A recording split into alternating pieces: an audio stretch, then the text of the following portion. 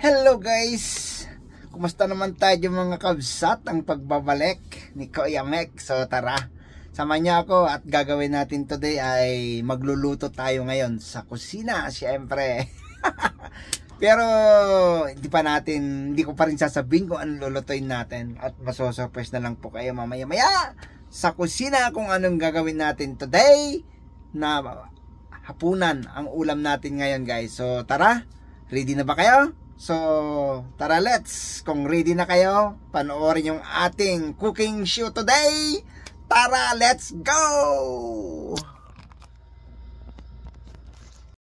So, dito na tayo sa kusina guys. At magluluto lang tayo ng sinigang ay ginisang. Ayan. Sitaw with corn beef. So ayan, asahan natin guys na sigurado mapapawaw ka dito dahil first time natin gagawin to. Kung hindi mo pa nagawa sa iyong bahay, at syempre gawin mo na para malasahan mo na kung anong sarap ang kanyang lasa sa lulutuin ni kabsat natin, ang iyong lingkod na si Mikti TV guys. So nagpapainit na tayo ng mantika. At alam ko na siguro hindi mo pa nagawa ito sa iyong kusina, kaya ito, samahan nyo ako at panoorin mo to dahil sigurado mapapasarap ka talaga nito dahil first time kong gawin to na haluan ang sitaw sa disusing baka. So tara let's maggisa na tayo ng dahil wala naman tayong bawang, tamang-tama na yung sibuyas. Boy Scout guys, dahil syempre ako lang naman mag-isa dito kakain, kaya tara let's, ano pa hinihintay natin? Baka lutuin pa ng iba nito. Go! Tara, ganito ako guys, Boy Scout, di ba?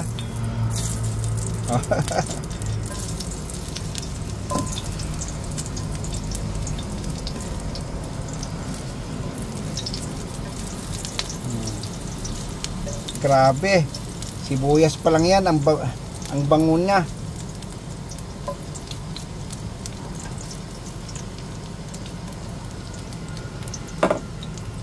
First time mo rin ba makapanood ng ganito na luto guys? Siyempre dahil kanya-kanyang version tayo, ang ika nga isunod natin yung sitaw. Siyempre yung corn beef pag iluto natin mamaya pangit na yung niyan, medyo dry na siguro yung corn beef pag unahin natin kaysa sitaw. So tara, lagyan na natin tong sitaw.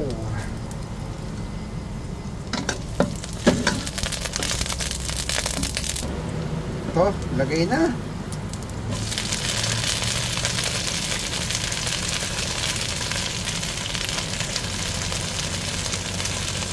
At siyempre disclaimer lang tayo guys.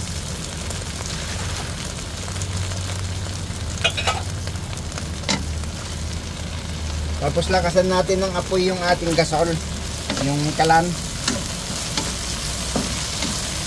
para pantay yung kanyang pagkabisa.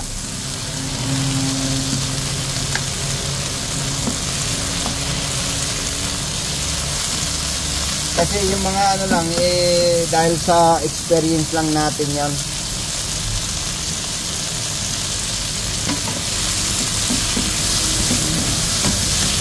Diba?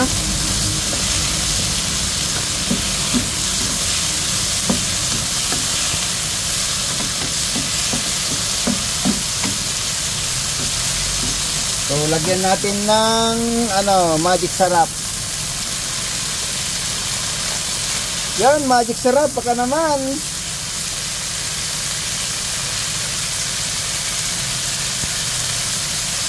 Ayan, baka maalat kasi yung guys, yung corn beef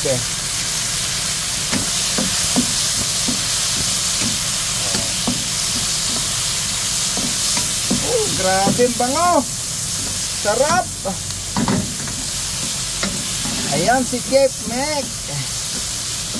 Chef. Ayan yung ating sinishare ko paano yung dun sa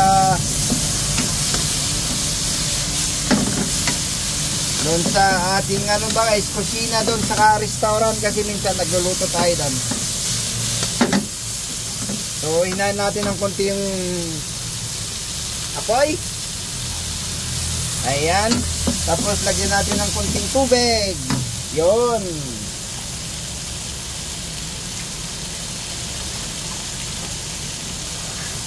Sayang si wifi wala.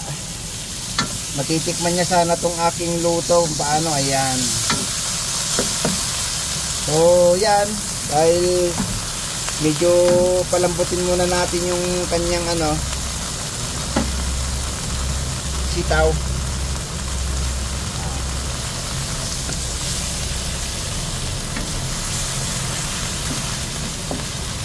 So wait lang natin guys, at pag lumambot na ng konti, ayun na.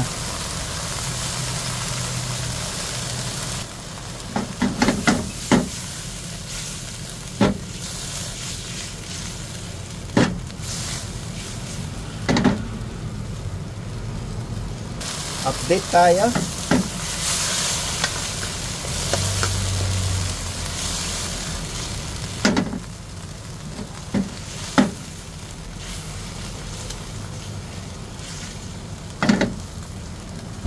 Medyo matigas pa. Ayun na.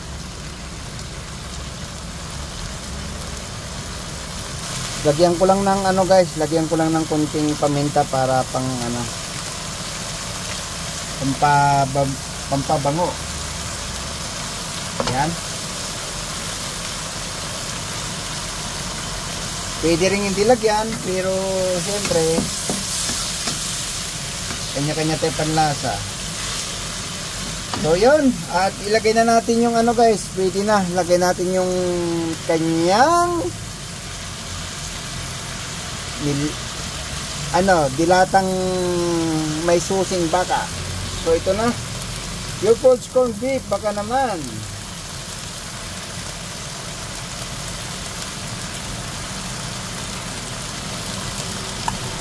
Ayun, sarap. Kasi pag na-overcook kasi ito guys, yung corn beef na to hindi gaanong masarap. Maano yung baka niya. So wait lang, lagyan ko lang ng konting tubig to.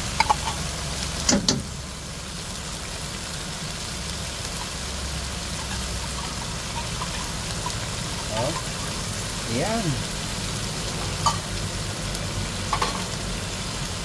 Tapos ihalo natin. Yun, lakasan na natin yung apoy.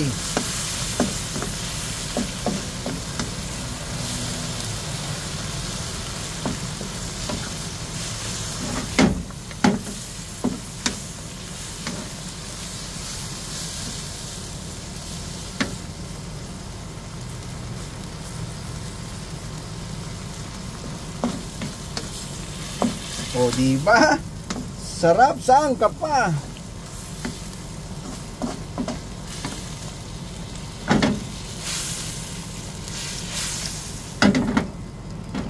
Diba? Sarap.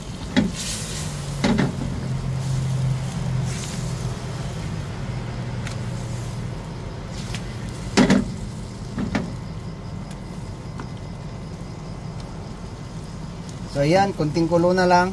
At yung ano, tignan yung sitaw, green na rin.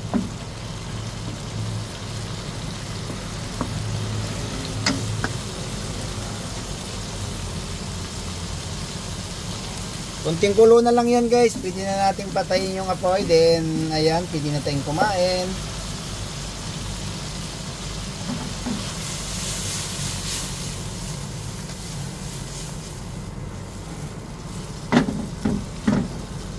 Ayan guys. Okay guys, luto na at kakain na tayo. So, wow, grabe, ang sarap. Oh, hindi na mapigilan. Grabe guys. Totoo, promise. Subukan mo rin magluto. So, ayan, dahil luto na at siyempre ano pang hintayin natin, kakain na tayo guys. Kaya kung nagustuhan mo tong vlog na to guys, please naman paki-subscribe and salamat sa pagtambay nyo ulit. At syempre, gawin mo na to para masubukan mo kung gaano kasarap ang aking niluto na ginisang sitaw sa dilatang disusing baka. So, maraming salamat. Stay humble. Peace out.